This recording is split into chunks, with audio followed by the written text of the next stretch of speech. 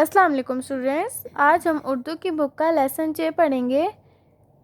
जैसे चूज़ा, जैसे चूज़ा, जे वाओ जे हे चूज़ा, जे वाओ जे हे चूज़ा।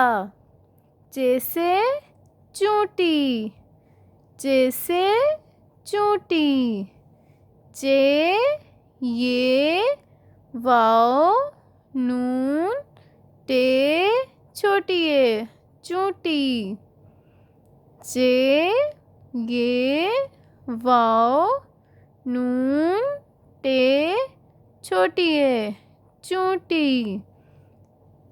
जैसे चारपाई, जैसे चारपाई, जे अलिफ रे पे अलिफ हमज़ा छोटी ए चारपाई, जे अलिफ रे पे अलिफ हमज़ा छोटी ए चारपाई।